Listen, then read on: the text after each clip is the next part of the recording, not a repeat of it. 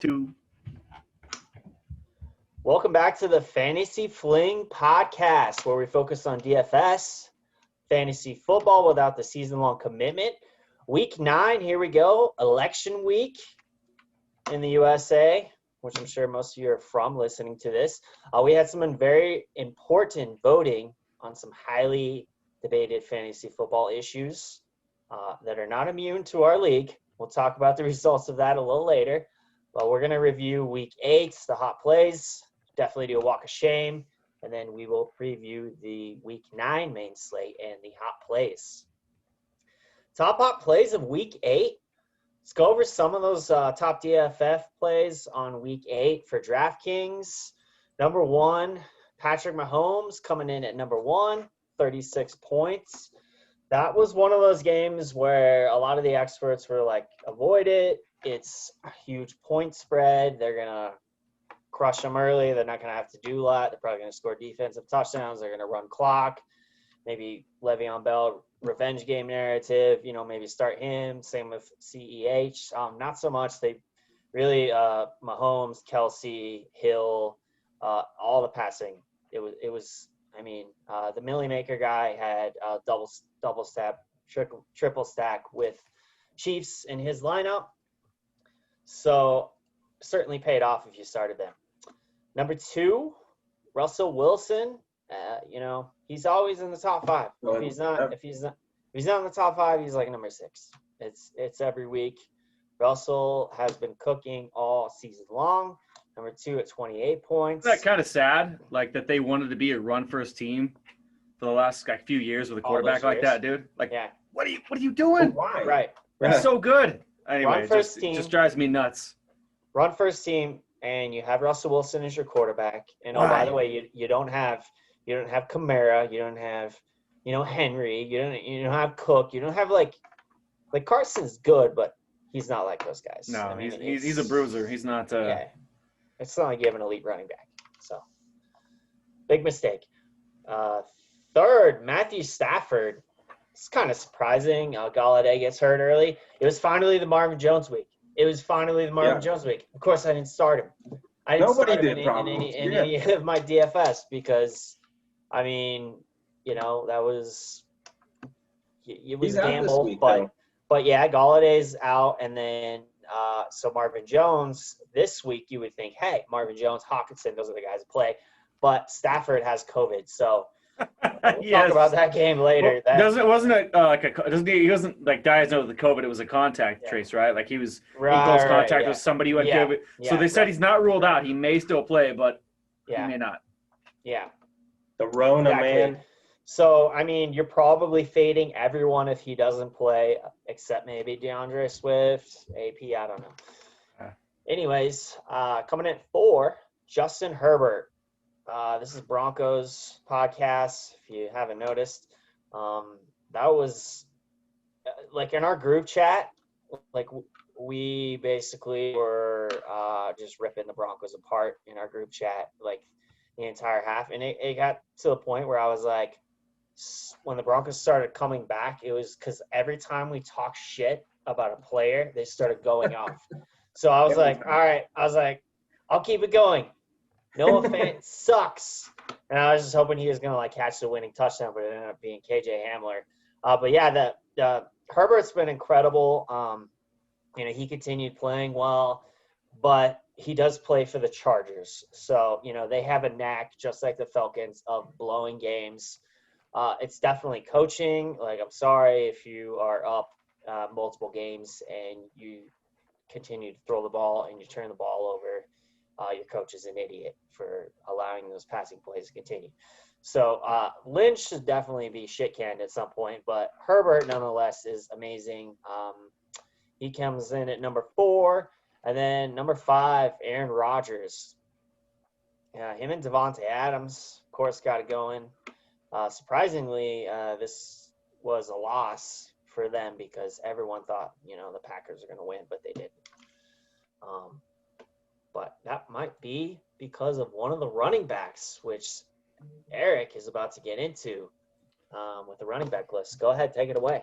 And arguably Dalvin Cook, I mean, it depends on how you want to judge somebody by their skill set. But Dalvin Cook is a beast.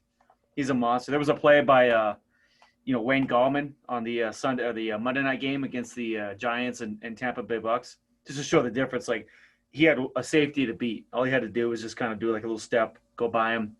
He got tackled by him. Wasn't even close. Dalvin Cook would have scored on that play. The guy's a beast. He almost scored 50 points this week. If he's healthy, he's arguably the best running back in the league. I mean, he's up there with Kamara. Barkley's amazing too. He's hurt obviously, but McCaffrey. Yeah. But Cook has to be considered in the top. He's good when he plays. The problem is his injury history. But the guy's and he's in a great scheme. He is. Like, if it wasn't for his injury history, he probably would go higher, and he already went really high. He might even go. I mean, he might even go one, dude. I mean, if somebody had took him number one, I guess before the whole contract situation, I wouldn't have I'd have been like, yeah, I wouldn't have done that, but I wouldn't have shot him down. I mean, he's talented as hell. And then moving down the list of talented guys, Alvin Kamara, second overall. I mean, it's no surprise there. Even when there's a lot of experts are saying, oh, Michael Thomas comes back and blah blah blah, it's going to change. Sanders is going to be back from COVID. Yeah, exactly. Manny Sanders. If anything, I don't know if that takes away from Kamara. I think that makes him better because, I mean you're going to have less pressure on him. Everybody knows you're going through Kamara when. Yeah, exactly. They call that the crutch argument, right? It's like, wow, they got these guys coming back, so Kamara won't be as used. It's like, well, now he's going to probably be open more. Or, I don't know, weigh both sides. But I'm kind of hoping the ceiling will be higher, I think. Yeah. His floor has been high in Thomas and Sanders' absence because he's getting a ton of targets. I think he had receiver number targets last week, 7 for 86 yards, something like that. But he hasn't been in the end zone in a minute. So and he's still putting up good numbers. It's incredible. Right. I mean, Latavius Murray's going to be your big heart hitting back who you're going to put on the goal line. Yeah, he's a big, Latavius Murray, man. He's a big boy. He's a bruiser for sure.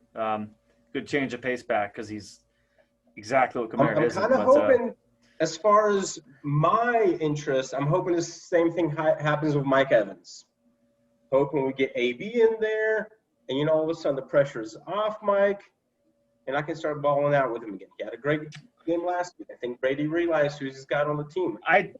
We'll see. I think I have a different opinion on that. Maybe we'll circle back around to that. I have a different opinion on that, and I'll come back to that. I think we hit the receivers, but and then here's the thing: Giovanni Bernard third. Every time that guy, somebody had an awesome Twitter stat before Mixon went out last week or 2 weeks ago. When Gio gets the backfield to himself, he averages almost 20 points a game PPR. Gio is amazing. I guess he's kind of a small guy. He's kind of considered like a scat back. But when he gets the opportunity, the guy's incredible. He always is, almost every time. And then DJ Dallas is fourth, kind of a surprise. I mean, he came in. Carson was out. Hyde was out. Homer was, good for him. I mean, he got an opportunity. He played well.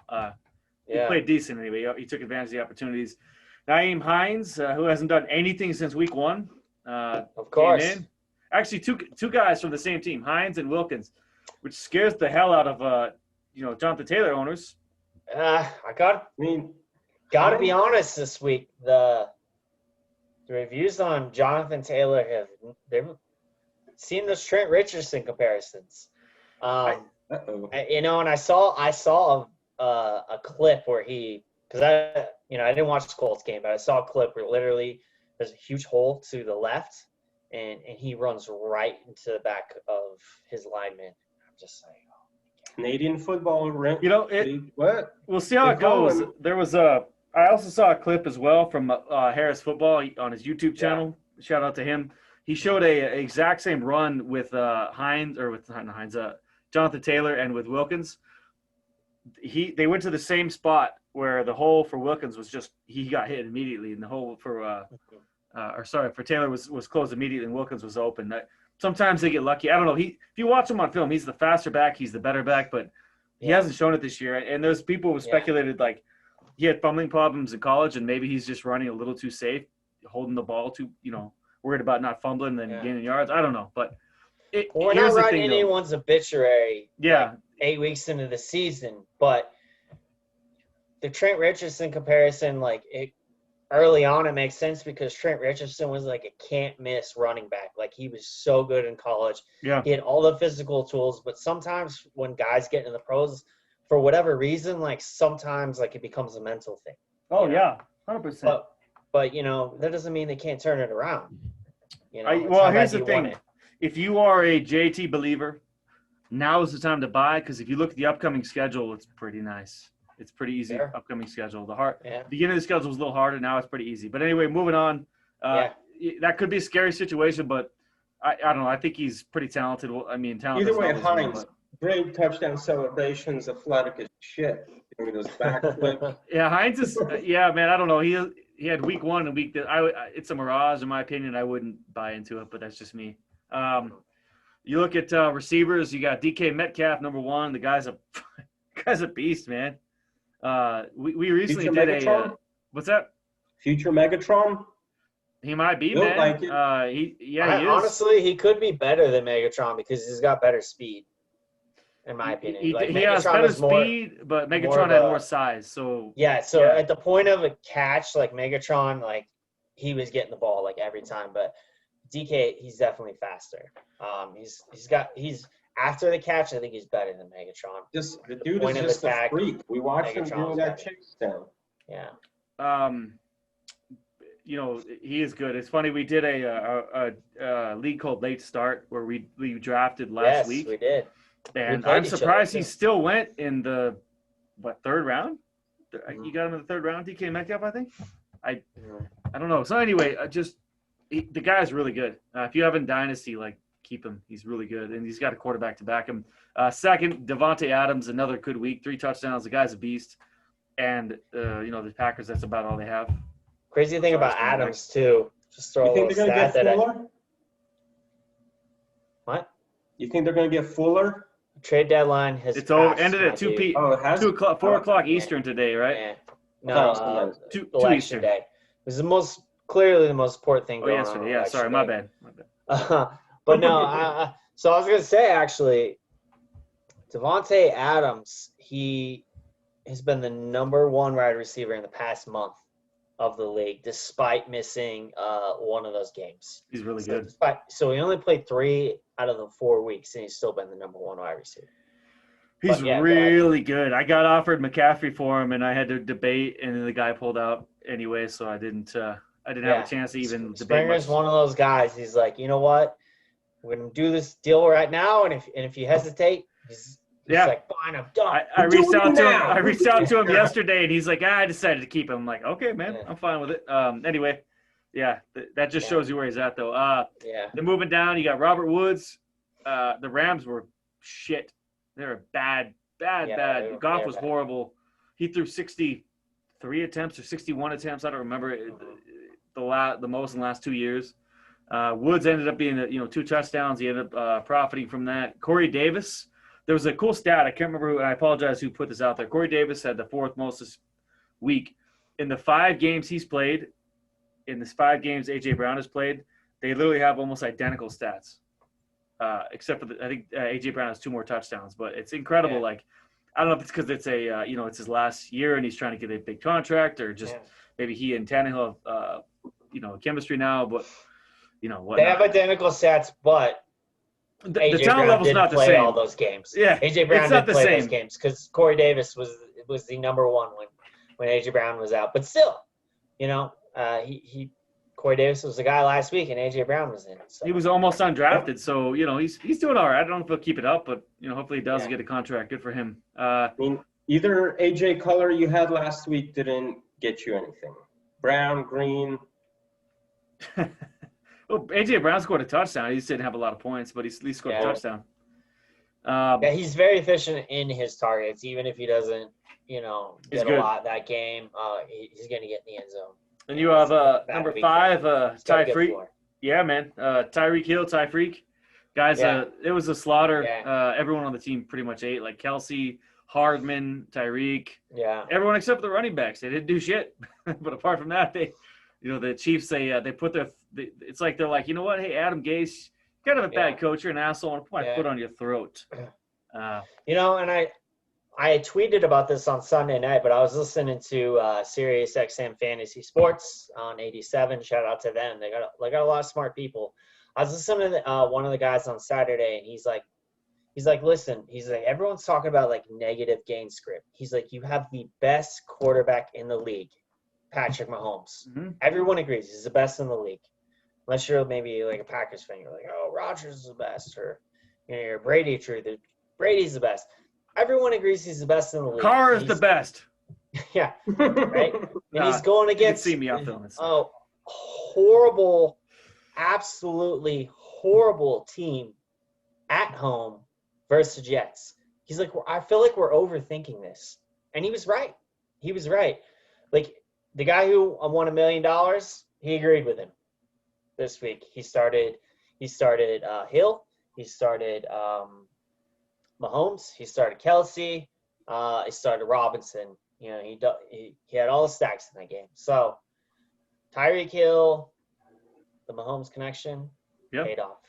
It's kind of similar. I mean, similar but not the same with the Steelers against the Cowboys this week, right? It's like, yeah, people are afraid to play players because they're going to run the clock out. But how do they get those points to begin with? They have to score somehow, right? Right. That's the same thing. It's like Ben, Big Ben is not Mahomes. It's not even close. Not even, nowhere near. But the Steelers defense is incredible. They're going to put up points, and then maybe they'll take it easier. Maybe they won't. But they got to put the points up somehow. And usually it's the good players who produce. Yeah, you could get bitten, but chances are they're going to eat before. Like we mentioned it last week, Kelsey. I said he's probably going to eat before they start running clock. Exactly, right?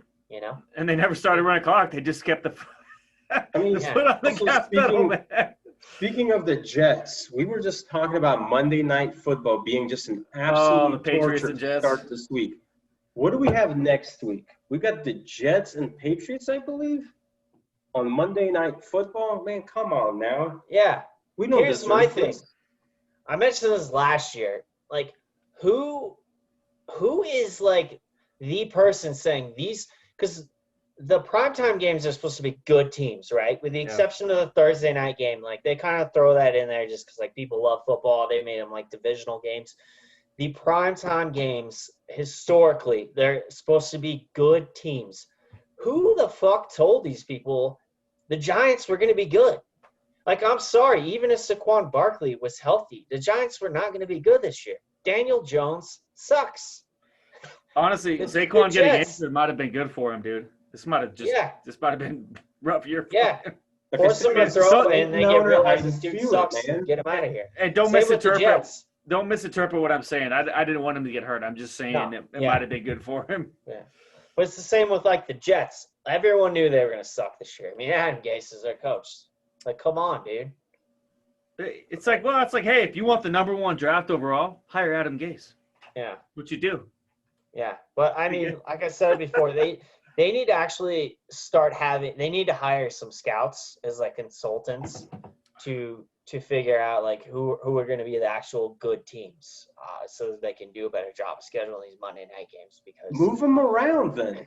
I mean, we've moved around games for COVID. Nobody wants to see this on Monday. Sure. I agree. I mean, half the time I watch the first half and I'm like, okay, Netflix, Hulu, Peacock, sleeping, Saved by the Bell pretty soon, whatever. Let's get something better. Yeah, man. It's yeah. I've kind of taken a long time to go through those two. I'm sorry. It's okay. The last one on the list, I'll kind of speed this up, is Brandon Ayuk. It was kind of happened by necessity, and who else is left on the team? He had a great game, good for him. And now the Thursday night game upcoming, he has COVID. He's out. Who the fuck are they gonna throw the ball to? Put in Dwelly, man. Put in the tight end Dwelly. He's gonna. Yeah, man. Who are they throwing the ball to? They're going out to the ball. The running backs are injured. Everyone's on COVID list, man. It's what a cluster. And the game is still scheduled to go, which is on Thursday. Yeah, all the running backs are out. Pretty much for the Packers. Anyway, one of those show up at the stadium, grab a jersey games. Moving on to tight ends, I'll kind of fly through this because I've gone slow with running backs, receivers. Not a surprise. Speaking of the game, you talked about Travis Kelce. Mm-hmm. The guy is the number one tight end in the league. I mean, people were worried about drafting him in Dynasty because, well, he's getting a little bit older, but the guy is still a stud. I mean, he hasn't shown any signs of slowing down. The guy's a beast. Jared Cook, kind of by necessity too. I mean, you got Manny out, Manny Sanders out. You have, Michael Thomas out. Jared Cook is probably the best receiver on the team. I'm not maybe hands wise, but like target wise, maybe second best, whatever. Yeah. Gronk, like 3 or 4 straight weeks in a row, he's kind of returned to form, man. He might be the number 2 or number 3 tight end in the league, man. Crazy. For a while, if you probably had him on your team and you were watching the start of the game, you were probably like, "Oh, kill me." Yeah. Then, Gronk is, dude. He's not like the old Gronk of, Patriots past, but he's really good. I mean, he's a top 5 right now. I mean, he's still pretty good. I mean, with so many weapons on that team, you're not going to be putting 2 guys on Gronk. Yeah. So you're just letting that dude just run around and have fun. Right. And round this bad boy out, Hawkinson. He's a good. I mean, he showed it last year. He's got the signs about in college. He showed it last year. He showed it, and this year he's really coming into form. Hawkinson's a great tight end, and he'll be in my plays for this week as well as a little, I'll say teaser, but Yeah. Anyway, Hawkinson's he's good, and you got Babytron as they call him out. Galladay's out for 2 to 4 weeks or something like that. So Yeah, I own him, and his stock is on the up and up. Of course, assuming Stafford plays. Yeah, not too excited this week if true. he don't play, but if he doesn't play, but yeah. Let's go to defenses, Brandon. I'm really shocked by number 4, but I'll let you get to that. Yeah. So the Dolphins, I had them actually. I started them in like all my DFS lineups this week they went against the Rams. Goff hasn't been playing very good, but the Dolphins, that D, they carried Tua for sure. His first start. Oh God, Tua didn't play that well at all. Yeah, I was working Sunday morning, and then I'm watching the game, and I'm like, okay, 2 touchdowns for special teams defense. Like, I'll take that. They got 23 points. The Steelers number 2 at 18. We have the Colts coming in at number 3 with 15, and then the Raiders, and they played the Browns. They got 9 points. Did you see the weather on that game though? It was. Oh, I did. Garbage, man. It was bad. It was a week where there was a lot of wind in like multiple games. So setting DFS lineups, more or less, the smart move was just to fade all the players in those really windy games. They say snow, it's not so much. Rain, it's not so much. Like maybe a little bit at times, a play here and there. But when it's windy and it's like gusting like 20 to like 40 miles an hour, like you want to avoid those games. I think it was like 25 about, like several games. Like that was the forecast. I mean, the Browns, I watched it. There was a couple of times where there was kicks that if there was no wind, for sure they were going. And then you just see them like carving at the end. It was crazy. Yeah, they said there was up to 40 miles per hour in that game. I watched it. Like Daniel Carlson, the kick of the Raiders, he kicked it to the right on purpose, and it still went left, and still went too far left. Yeah. The wind was nuts, man. Like, wow. It was wild. And it was also sleet, and there was also hail at times. So, crazy game. Yeah, so they come in at 4. The Chiefs actually, like, if you did start the Chiefs, even though they finished in the top 5, like, you paid up for them a lot. And to get 7 points, they didn't cover. That's very disappointing. Like you're hoping they're going to get like 20 points against the Jets.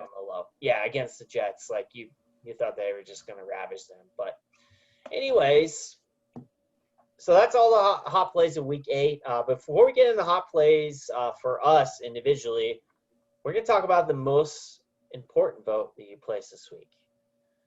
Eric, Paul, unlike the presidential election, our league votes are public. So, or at least if you're the commissioner, Eric, you can see who voted. But we had a very special, this has been a hot topic since quite a while. Are we kicking kickers out of the league next year? Are we not kicking kickers out of the league? Paul's got a soft spot for kickers. He's, it's like he does with Jimmy GQ. Whole team, all right, man? I like quarterback, kickers, and It's like what you do with Jimmy G. We know you got a soft spot for kickers because you're the only person in the history of fantasy football to handcuff kickers. Okay? So, of course, I'm not surprised that you voted to keep kickers. You and Troy, I mean, he had a crazy reason for it because McManus won him a week. Won the Broncos the game. And Joel, because he's a married family man and he doesn't want to have to put any more research into changing anything. So I dispute that reasoning because I am also a married family man with a child. This is true. This is true. I have a kid. And you've been doing it longer than Joel. That doesn't matter how long you're doing it. It just matters how much time what it comes down to is like, do you want to spend more time on fantasy football and maybe less time on Facebook and or Twitter and or Instagram? That you got to pick your battles, right? And some people. Yeah, we all got 24 hours in a day, right? Yeah. His day's not shorter than yours. That's what you do with them. I'm a big advocate of like saying you don't have time is an excuse because there's always time. But that's just me. That's just being a hard ass, I guess. Yeah. I disagree.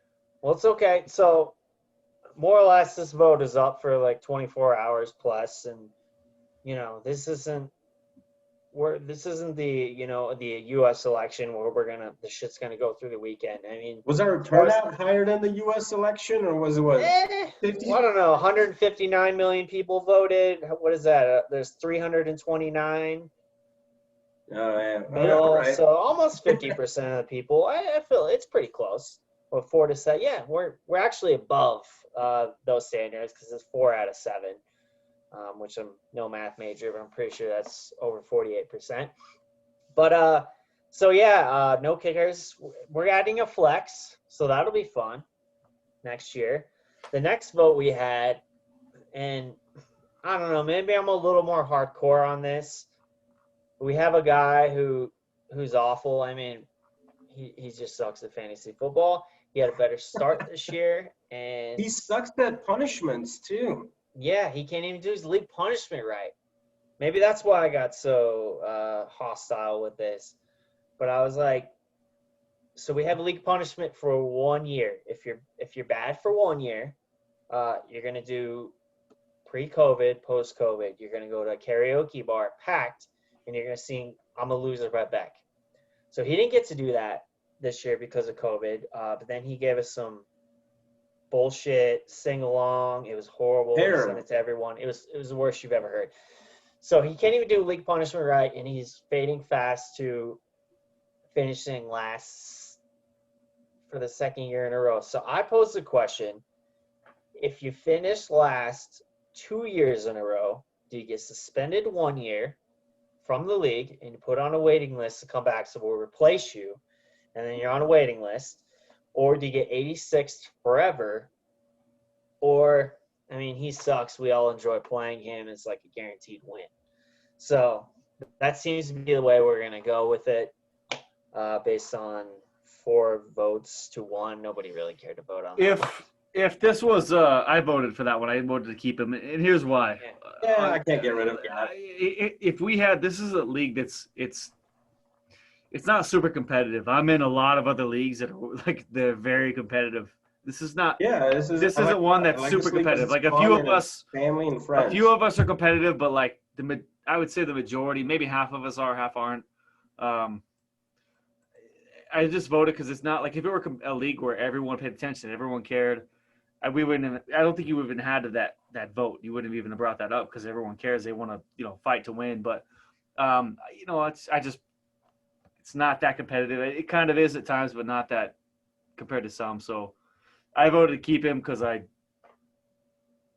would make the argument. I see what you're saying, but I would make the argument because the league isn't that competitive, you have to try really hard to be last place 2 years in a row. Am I right? He's had a little bit of bad luck. He lost Chubb, he lost Odell, he lost can't remember off the top of my head. Who else did he lose? I've lost players too. We've all lost players, right? Like it's a crappy draft, but we'll see. We shall see. That's not over yet. We won't make the rule, but I will say that I have a close friend, me, Matt, and Troy. have a close friend. He's got a lot of personality, and he also loves fantasy football. So, might have to pull a switcheroo. We'll see. We shall see. Maybe we should make if you finish last place 2 years in a row, like that league punishment, as opposed to kicking you out, we make it like an all-day like league punishment. Like basically, we go out for a day and drink, and you're our bitch the whole day. How about that? I would be honestly better with that. I don't want to kick them out. Okay. I don't want to kick people out of the league. We lost fun people in the league. I mean, we lost pretty much every girlfriend in the league. Yeah, girlfriend's the last in this league. So, in fact, if you want to get out of a relationship, let me know. We'll invite your girlfriend to the league. Okay, let's move on. Spent a lot of time on that. But, yeah, let's go to the hot plays of last week. So, I did well this week. I made some money. I scored 196 points in the Millie Maker. You know, you're not winning $1 million with that type of score, but, you know, I finished in like the top like 1,500, and it's a $400,000 or 400,000 tournament entry amount. So that many people are in the tournament. Number one, I had Russell Wilson, 28 points. I did start Dalvin Cook in the Millie Maker. I didn't start him in enough lineups. I should have. I was worried about the wind just kind of screwing the whole game, you know, with just a lot of punts just because you can't get the offense going. So I should have started him in cash and GPP, but is what it is. We mentioned it last week. If Tyler Lockett has a huge game, he's likely to not have a big game the following week per the stats. So I was all in on DK Metcalf. I said it on last week's podcast. He got 43 points. Brandon Ayuk, I started him in a lot of lineups. He paid really good value. Him and Bourne, actually. Keenan Allen, he was one of my core guys in a lot of lineups. He's just got really high floor. He's gotten a little more expensive this week, so I'm not super excited about that. But the matchup was good last week, and it's not bad this week either. But also Kendrick Bourne, I got 16 points from him. He was like 3K something, though, so really good. And then Dolphins D, 21, 23, whatever. Maybe. You don't really see that, but it happened. Yeah, so did well. But, Paul, you got your feet wet this week in Prize Picks. So, you know, offered a little deal for Paul. You can use your entry fee on Prize Picks as opposed to, you know, giving a league dues to me, $50. How we roll. Code Sling. Yeah. So how did that work for you this week? Well, I went 4 all the way in. I didn't win. I did go in on Bourne. They gave him like 8-2. It's a 1-point PPR league. Jerry Jeudy. I was like, hey man, 10 points. Come on, the guy's what's he gonna do? Barely catch anything to get that.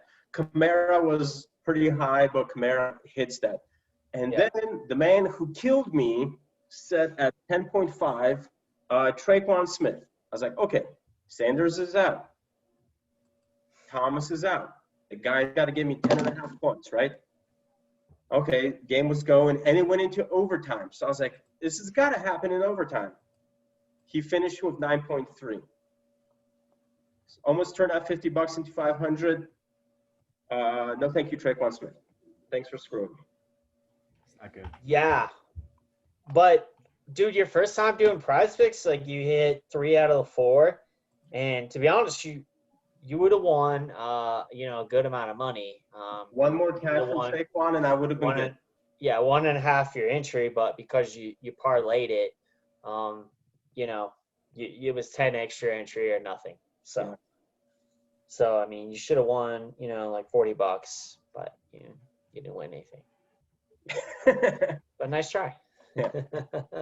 Degenerate gambler got maybe activated a little bit. Yeah. Eric, who were your hot plays this week? Man, I failed a little bit on a few of them. Had some good calls, some bad calls. Devontae Adams, I said, play him again. That was probably my best one that I chose over the week. Sure. Or maybe not the best one if you look at overall value. Like I was kind of high on Mike Williams. He was 4,700, I think. Trying to look from last week, but he scored I think 19 points or 20 points somewhere around there. He was pretty good. Yeah. Absolutely. I thought the Kansas City defense would do well. I guess it's not a hot play because they kicked me in the nuts. Yeah. I thought they'd do better. I played DK Metcalf in a few because the guy's a stud. I mean, if you look back at the week before when Tyler Lockett had a massive game, DK Metcalf actually caught a touchdown. It was just called back by penalty. His week looked bad, but it really wasn't because I mean he caught a touchdown. People forget that though, and they just I look think at the that's box. why a lot of people have been starting him even over Lockett, even though Lockett's cheaper and they had the same points basically. Yeah, it's not. I mean, the people who watch the games and don't just look at the box stats, they get the difference, and they're like, oh, he had a touchdown, and it was just called back. So, yeah, DK Metcalf. I was big on Devontae Adams. Those were probably the best two that I had. Actually, looking back at Paul's, some of the ones he called out, he was on Moss and Swift, and he was on Keenan Allen and Waller, just to bring those up. I think you did pretty good, actually. Like, Moss was good, Swift wasn't, Allen was, Waller wasn't. You're 50%, man. Not bad. Yeah.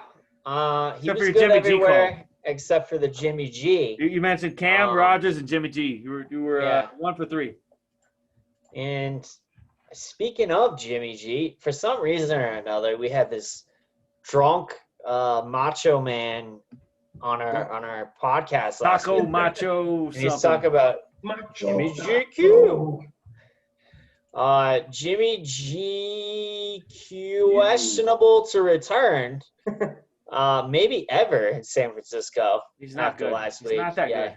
Yeah, he's not good. I listened to Drunk Macho Man. Maybe I was drunk when I set my lineups. He got me 2.7 points.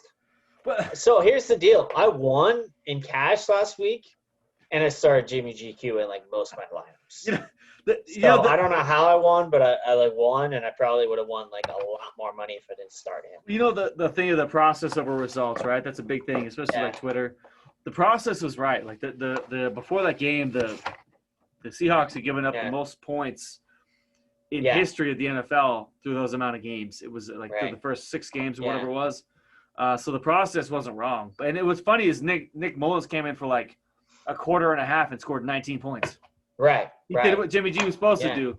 It just proves that Jimmy G, I don't know, a lot of people in San Francisco think that Mullins is better than Jimmy G. I don't know where I stand on that, but a lot of people do think he is better. I am one of those people. So I actually agree with that. But we'll see how it goes. Yeah. He's got no one to throw the ball to on Thursday, so we'll see. Yeah. I think they're better off without him. I also started Kareem Hunt. I was watching that game, and I was just, so pissed because so many times, all he had to do was just, break one tackle, and he was gone for, 30, 40 yards. And he would just get tackled by one guy. And I'm like, this is not the Kareem Hunt we saw when he was backing up Chubb.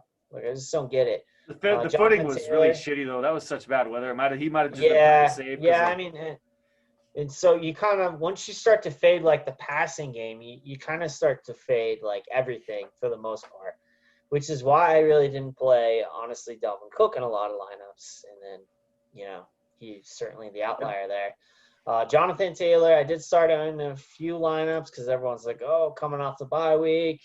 It's going to be with DeAndre Swift, but, Jonathan Taylor's a much bigger, better talent. So, it's his week. Nope.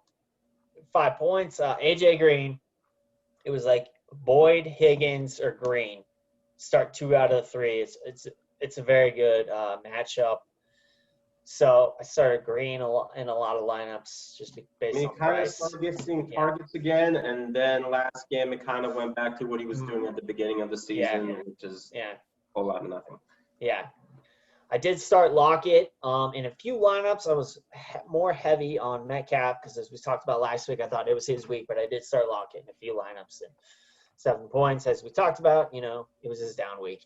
Waller, I did pay up for Waller. The matchup looked good. 7 points just for paying up for him. That's just horrible. Johnny Smith. Just really waiting on this guy to hit positive regression. Wasn't last week, maybe this week. We'll see. 4 points. And then, geez, man, the Packers D against Minnesota. Cousins has been playing so bad that I really thought that would pay off. Got 0 points. So Yeah, divisional game though, man. It's one of those Sunday games. Yeah. You guys got any other walk shames? Well, you brought one up earlier In the group chat? in the group chat. So I'm in 3 leagues with Brandon, and I see look at the smirk on his face. You Yeah. can see it. My team's not getting shit on too hard. I'm in 3 leagues with Brandon, and we played each other 3 times, and he's beat me 3 times. He's 3-0 against me this year. You're welcome. Yeah. Well, I'm glad you brought that up. Congratulations. I had forgotten about it. I wasn't even going to bring it We'll up. see how it all ends up. But especially in I call it the league of record because the league I care about the most with you guys and the people I know. Mhm. I was 1-5 and I've whooped ass the last 2 weeks. I'm in 3rd overall scoring. See, man, I gotta win. I feel like I have to win almost every game from here on out. But we'll see how it goes. I feel like you're going to squeak to it. the top. What's that? The cream's going back to the top. What did you say, Brandon? The rising cream. No, I feel like you could sneak in. Certainly. Yep. If I had to put my money on it, I'd say you probably If sneak it in comes at down to 6th points spot. scored and I'm like in a draw, it'll put me there. We'll see how it goes. But the only hard matchup I have left in the whole season is your dad in the week 13. Ooh, damn! Everyone else shade is on the rest of the league, huh? No, not shade, but if you look at the record and the points scored, I mean, anything can happen. But if you look at my strength of schedule, it's pretty good until the last week of the year, which is against your dad. Sure. All right. And he also does have to play against Joel, which usually either goes off or does nothing. We don't really know. Which is kind of like Joel. He either logs on or does nothing. Yeah, I sent him a trade. It was sitting there for weeks or almost a week. I'm like, dude. Yeah, it was like I said, it was a blessing in disguise. I tried to trade for Jones and I didn't get him, and then Jones he hurt, whooped my ass off. with Jones being out of the game because he didn't log in. So, with Gurley scoring accidental touchdowns. Well, since we're already an hour into this thing, I'm not playing him. I'm not playing him at all, dude. I don't play him at all. I played him earlier. No, but I'm saying him and Mark are going to meet towards the end of the season. Oh, gotcha. Yeah, I'm looking out. The only tough matchup I have all week is week 13 against Mark. So I'm looking for. I can make it. I can do this. Do it. Anyway, sorry to interrupt you, Brandon. Please. It's okay. Yeah. We'll get to it. We'll run through our Hot Place Week 9. We're gonna go to the Vegas lines for the main slate. 55. So, yeah, starting at the top, the Seahawks. Pretty much, you can bank on it. Any game that they're playing this season is going to be one of the high-scoring games. Seahawks at Bills. The Seahawks, they are favored, I think, -3 by 3 points. Yeah, we got the Panthers and the Chiefs. That's a big spread. Chiefs at 10.5. They're at home, of course. We got the Raiders and Chargers, 52 points. You know what I found out about that game though, in particular? There was no the over/under 0. 52 points, and they're both projected for 26. Maybe it was an error in the Vegas lines or something, but I saw 52 points and it was both projected for 0. They tend to pull those sometimes as they're, trying to figure out the odds. But makes sense.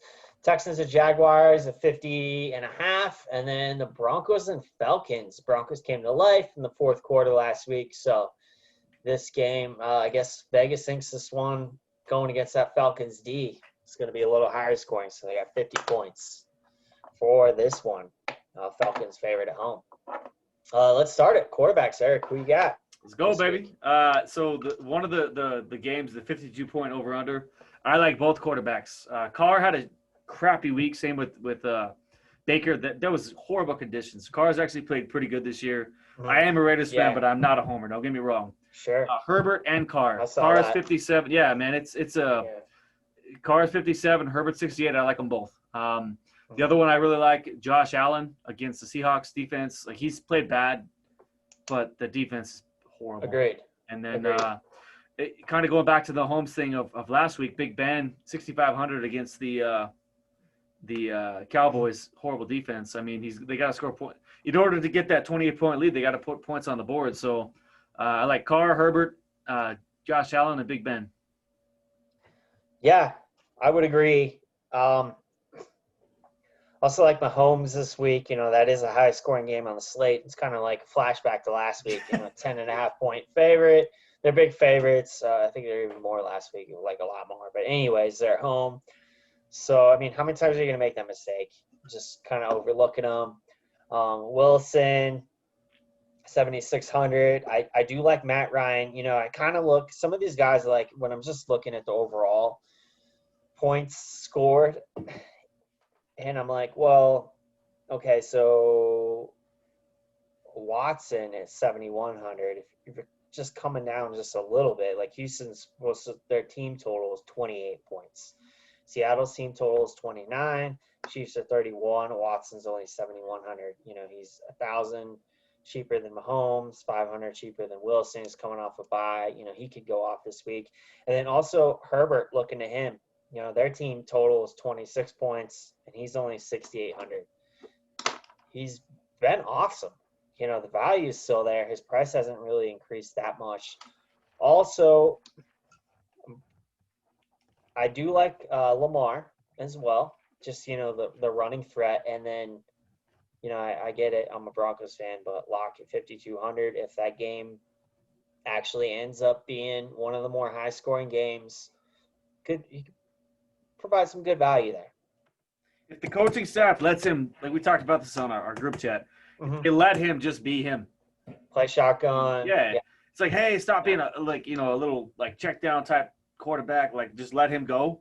Yeah. I mean, he's going to make mistakes. There's no question, but I think he's himself and he's better when he's just allowed to take those shots. That's what he likes to do. He's a gunslinger. He likes to be a gunslinger and then dance like a fucking drunk frat boy on the sideline. That's what he does. Man, I love players who play like that, man. Gronk, man. They're just guys who like to play football. They have fun. They do it for the fun of the game. Yeah. I need you to throw out as many as 3 people. Well, right I mean, throw out 2 quarterbacks. Russ going against the Bills. Danger Russ. All right. Danger Russ. I will agree with Herbert. And actually, I was going to go with Brandon's pick on this. I was going to go with Luck. I mean, he's going against the Falcons defense. Andrew Luck, got it.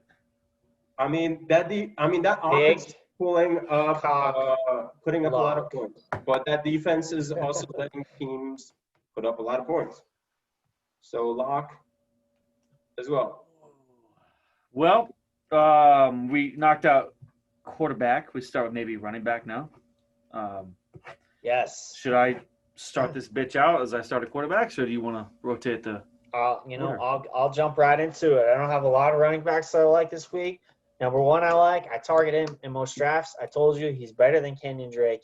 He's going to show it. Chase Edmonds is 6,800. Play of the week, hot play of the week, lock, load. Just put him in your lineups. Also, 2 other guys I really like. Play running backs versus Carolina. Play running backs versus Houston. James Robinson at 7,000 and Dalvin Cook at 8,200. Really like both of those guys. Clyde Edwards-Helaire. Feel like he can have a good bounce back week. He's only 6,100. Also, James Conner, Gibson. I like both of those guys. If you're trying to get a little bit of salary relief, Gibson at 5,800. It's not too bad. All right. I try to. There's a lot of guys I like, but I try to narrow it down to the. Maybe 3 or 4 that I really like. Maybe the ones that are kind of cheaper. I put one in there. Dalvin Cook. It goes without saying the guy's a stud. He's expensive, but the guy's a beast. As long as he doesn't get hurt, he usually covers. Connor, I was really high on him this week. I feel, the Steelers should just whoop the Cowboys. Yeah. You mentioned Connor. I agree with that, Brandon. The other one I have on the list is Philip Lindsay. If you have a high over/under, I mean, he's only 5,200. He only needs the score. The 55-yard touchdown last week would have more than covered that one run. And then Justin Jackson at 5,900. They're playing against the Raiders, who don't have a really good run D. Sure. I like that as well. So those four guys are the ones I'm kind of playing. The expensive one is Cook, but. About you, Paul? Do you have any running backs you want to throw out? One or two?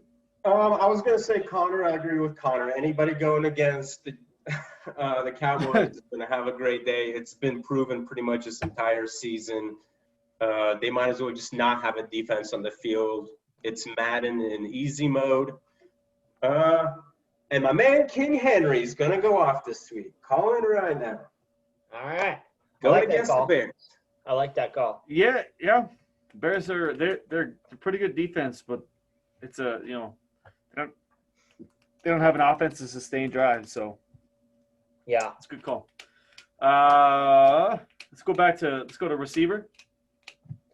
Yes. So if you're looking at specifically like the highest scoring, projected games on the slate, you gotta look at wide receiver, and you gotta look at stacking those guys and bringing it back. So for example, that Seattle Buffalo game. I mean, whether you do a Lockett stack, like a Wilson to Lockett, and you bring it back with like a Diggs or like a John Brown or Beasley, that's something you have to look at most definitely. With both of those games. Really big on any of those guys, whether it's Metcalf or Lockett this week, I would probably lean towards Lockett. Metcalf's price has gone up considerably. He's $7,800 this week. Lockett's only $6,800. So based on last week, I will probably just stick with Lockett this week. Of course, now that I said that, Metcalf will probably go off again, but whatever. Also, Jinx Henry. Yeah. Julio, I do like Julio this week going against the Broncos. That's one of the more high-scoring games on the slate. Do a Ryan and Julio stack. Maybe bring it back with Judy or Patrick if he plays, or maybe Noah Fant. We have Detroit. We talked about it earlier. Stafford might not even play. So I was gonna pick either Thielen or Jefferson anyway. If the Lions offense is like inept, I'm definitely probably trying to fit one of those guys in my lineups. And then Las Vegas at LA Chargers, I would probably roll with a Herbert Allen stack, bring it back with Waller, maybe even do Herbert Allen and bring it back with Waller and Ruggs potentially. I don't know. He got screwed out of a touchdown, by the way. I watched the whole Raiders game. His foot was in, and you could see the green between. Ruggs got fucked out of a touchdown. That was BS. Horrible refing. Absolutely. And last I have Deshaun Watson. I don't know if I mentioned him with my quarterbacks, but, they have a 28.5 team total. I would definitely roll with him and either Fuller or Crooks. Fuller, I don't know. Only because they were talking about potentially trading him. Cooks, for me, would probably be the bigger play this week. I don't know if Fuller's going to be, pissed off. Maybe it can go two ways. So, right, he's, pissed off, and then he just, goes off. I'm going to show you guys. Or he's just kind of, not very, responsive. I don't know. Parties the night before. Yeah.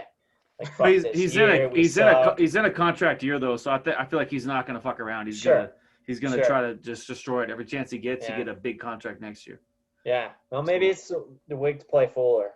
Yeah, I don't know. I feel comfortable playing him, especially in GPP. I think is a good play for him. Yeah. Yeah, and that's another thing. When we say this, we're this is Wednesday. We're wide netting this. Not really looking too much at projection. Ownership projections and whatnot. More so looking at the matchups and just kind of trying to dial it down based on that. But as we get into the weekend, we look at that more and figure out cash versus GPP guys. Absolutely, man. Receivers, I'll make this quick. like I said, there's probably like 10 guys I like, but I try to narrow it down to like 4. The 4 that I kind of came down to was I really like Diggs. He's in the highest, point total against the over/under against the Seahawks, and Seahawks put up points on everybody, and they have a horrible. I hate to say that, sound like a jerk, but their secondary is bad. I think it might be a great DM for Diggs. He's the best receiver on the league in the team by far. Allen Robinson has an incredible matchup against Tennessee this week. I think he's going to kill it. He's only 6,900. I did choose Marvin Jones before I found out about the Stafford news. If Stafford plays, I would throw Marvin Jones. He's only 5,100. That's so cheap. And the other one I had on the list was Deontay Johnson. I know he's burned people. Sure. I get it. He's only $5,000. He got hurt again last week, which sounds like it's like a broken record. Oh, he got hurt again. But he's incredibly talented, probably the best receiver on the team. If he can stay healthy, 5,000, pretty cheap. That's about for receiver. Not gonna tie down doubt quickly. Hawkinson, that was again before with Stafford news. Even maybe without him, I don't know. He might be a good play. Noah Fant, he's only 4,600 for tight ends. Like you're looking for getting targets. Yeah, man, he's extremely athletic and talented. It's projected to be a high-scoring game. Noah Fant, I think, is one of the better tight end plays of the week. And then same team, and I'm going to destroy his name, but the Alberto? Just say Alberto. Just say Alberto. Yeah, that guy. He's only 2,800. I mean, he caught a touchdown last week, and if he did the same thing this week, he covers, right? Like, I'm only throwing him out there because if you talk about, like, extremely athletically gifted, I mean, he's up there. He's at maybe one of the most in history of tight ends. It depends. If Tim Patrick doesn't play, I'd say play him. Yeah. If he plays, don't play him unless somehow Fant misses the game. He's kind of more of I would say he's more of a GPP play, honestly. Yeah. Because what if he catches 2 touchdowns just because he's there? It's who knows? But or maybe he catches nothing. He's a goose egg. But for his pricing at 2,800 though, he's almost free. Let's move on to defense. Or wait, you hit tight ends a little bit, Brandon? Did you? Yeah, Kelsey's got to be in consideration with the high point total. I mean, without Kittle, he's definitely the number 1 tight end in the league if you want to pay up. Jonnu, I say this every week, but goddamn, he's due for some positive. Very talented, and he's only $3,900. So the Chargers struggle to cover tight ends. So if there is a guy that I'm probably not paying up for Kelsey this week, I'm probably going to go back to Waller. The well with Waller, whatever. $5,800. That's probably where I'm going to roll this week. Extremely talented tight end too. Also, same with Andrews. I feel like he's due for a good game. He's only $4,800 with Lamar Jackson, specifically in GPP. Like you gotta think about Lamar. I know Lamar is crazy because he went like the 2nd round this year in drafts. He's been the 14th ranked quarterback through 8 weeks, but he's still crazy talented with his running ability. So specifically in GPP, he could go off, and Andrews, that could be a good stack. So yeah, man. That's it for me on the tight And then ends. Antonio Brown coming in this week, 2 touchdowns. Calling you right now. AB's back. We shall see. Crazy prediction, almost as crazy as he is. GPP, you got to play him, right? You got to have like a lineup with Antonio Brown in GPP because let's be real. Brady loves him, and the dude's a fucking nut job, but he's crazy talented. So you got one of the best quarterbacks to ever do it, and you got a dude with crazy talent. Like, you have to consider him in GPP. And you got weapons all over the field there. So it's not like you can just lock down AB and just let the rest of the team run wild. Yeah. And that's what we talked about this earlier, and I'll make it really brief because I know we've been going for a long time. But we talked about this earlier where about Mike Evans, about how he may get – the reason I think Mike Evans isn't – Brady, like Jameis would be like, hey, look, hey, you're out there, I'll just throw it up. 50-50, you got it. Brady's more like, get open, and I'll throw it to you. Get open, I'll throw it up to you. If there's someone who can get open, it's Antonio Brown. maybe one of the best receivers ever. I don't know. He's towards the top. All things aside, just pure talent. And he can get open, and that's what Brady looks for. He's not that big 50-50 ball like Jameis Winston was with Mike Evans. He's like, let me just throw it. That's why Mike Evans was so good for so many years, because Jameis would just throw it up and be like, all right, I trust my receiver. Brady's not that guy. Brady wants him to get open, and that's why Evans hasn't had as good of a year, I think. Yeah, well, I mean, it was nice to see him back this week. Looks like Brady had more trust in him. He likes to go to him in the red zone. So, I mean, there's no question about that. Yeah, yeah. He and Gronk, two big dudes for me this week. It's like they've been both sleeping on me a bit, and I had a decent week from Juju and Mike Evans. So, hopefully, what do you guys got for defenses? Be right back. Probably a ridiculously expensive defense. The Steelers, they are playing the Cowboys. I don't know who the Cowboys quarterback is going to be. Is it going to be what the hell's that guy's name? It's going to be Ben DiNucci or whatever, or some Bartlett or some. I don't know who the hell's playing. It's not going to be Dalton. It's obviously not going to be Dak. They're playing a really bad defense. They're 4,900. They should, and on top of that, they're probably one of the top 3 defenses in the league to begin with. It should be just a smackdown. And then the other one I have is the Texans. They are playing the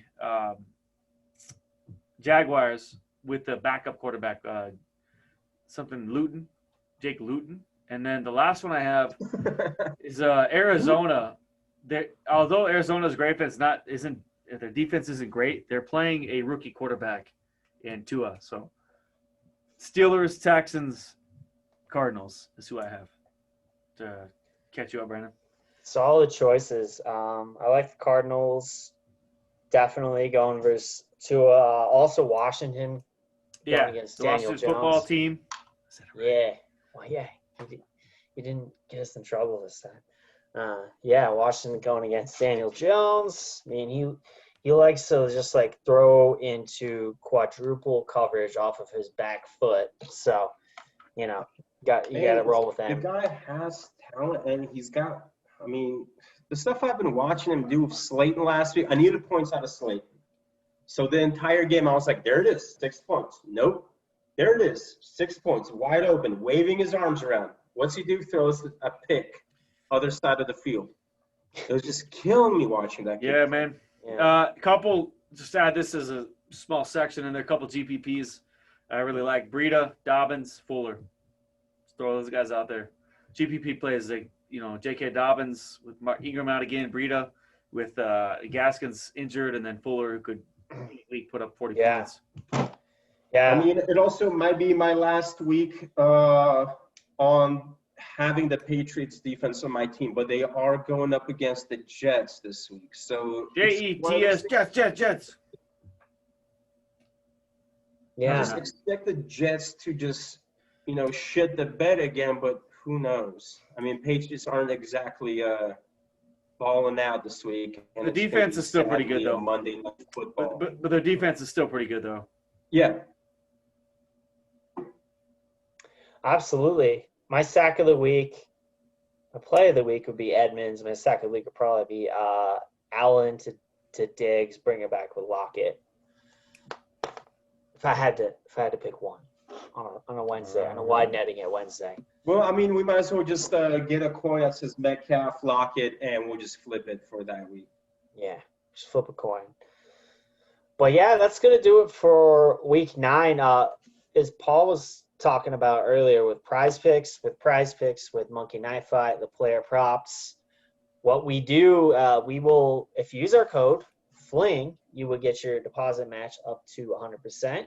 If you want to be a degenerate gambler and parlay it, you would probably lose money. But if you don't want to parlay it, you have a good chance. I mean, I could have. On the right and I mean, I was less than the point off from turning $50 into $500, man. Traquan, we not talking. Yeah. But yeah, right. We were talking before, but we're still not talking. Yeah, we do appreciate y'all following us. Definitely, whether it's iTunes, Spotify, follow, subscribe, leave a review if you can. We highly appreciate it. Of course, we are on Instagram at Fantasy Football Fling. We are on Facebook, and we're also on Twitter at Fantasy Fling. So give us a holler. That's going to do it for week 9. We'll see you guys week 10. Guys, take care. Yep.